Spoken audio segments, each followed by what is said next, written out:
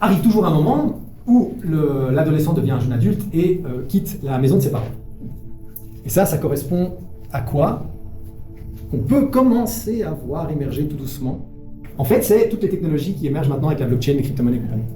Pourquoi? Parce que ça, c'est le tout début de la possibilité pour une société de s'autogouverner sans passer par des structures de pouvoir centralisées. Okay? C'est le virtuel, en fait. C'est le virtuel, mais en fait, si vous voulez, ça symbolise un jeune adulte, c'est une personne qui s'autogouverne dans le monde. C'est-à-dire que c'est plus papa-maman qui lui disent « il faut te lever à telle heure, il faut étudier, il faut faire ton linge, etc. » Elle est obligée de le faire elle-même, elle est obligée de trouver les ressources pour prendre ses décisions à l'intérieur d'elle-même, plutôt qu'avoir un parent qui lui dit comme ça à l'oreille « ça c'est tes responsabilités, gna gna gna, sinon tu vas être puni, tu vas ceci, cela. Okay? » Avec des technologies comme la blockchain, en fait, on en parlera peut-être, mais en fait j'en ai parlé dans mon cours Qu'est-ce que l'argent, donc vous pouvez peut-être regarder ça sur YouTube si vous voulez en savoir plus, mais ce sont des technologies qui permettent de court-circuiter en fait une partie tierce, un intermédiaire, pour pouvoir s'auto-organiser, prendre des décisions collectivement.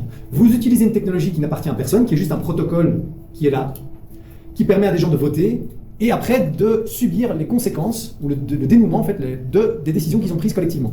Et aussi, c'est le moment où vous prenez votre premier job étudiant et vous êtes plus dépendant de l'argent de poche de papa-maman. Quelque part, les crypto-monnaies, tout ça, c'est quelque chose qui sort du cadre de ce que les gouvernements et les banques ont mis en place comme système financier.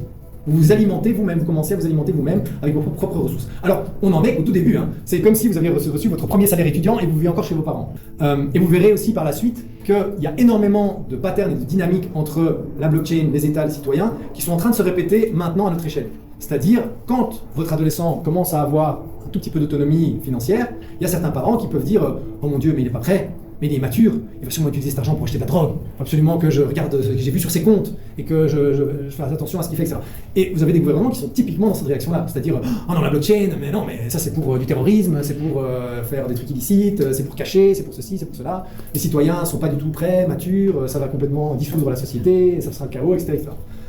C'est le même genre de discours, juste une fractale au-dessus, si vous voulez. Et évidemment, toutes ces transitions, elles peuvent être vécues progressivement, comme avec une grosse révolution, et voilà. En fait, c'est en miroir à toute la diversité qu'il y a dans le développement psychique des êtres humains au sein de leur famille.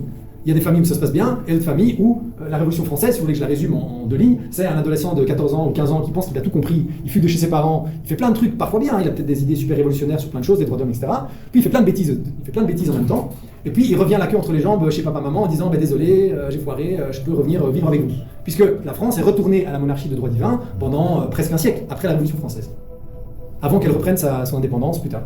Puis vous avez la façon britannique, quoi, c'est-à-dire que vous êtes dans le cadre de la monarchie du droit divin, et puis petit à petit, vous ouvrez le cadre avec des lois, avec des représentants et machin, et puis finalement vous vous retrouvez dans la démocratie un peu plus tard, sans grande effusion de sang ou de révolution.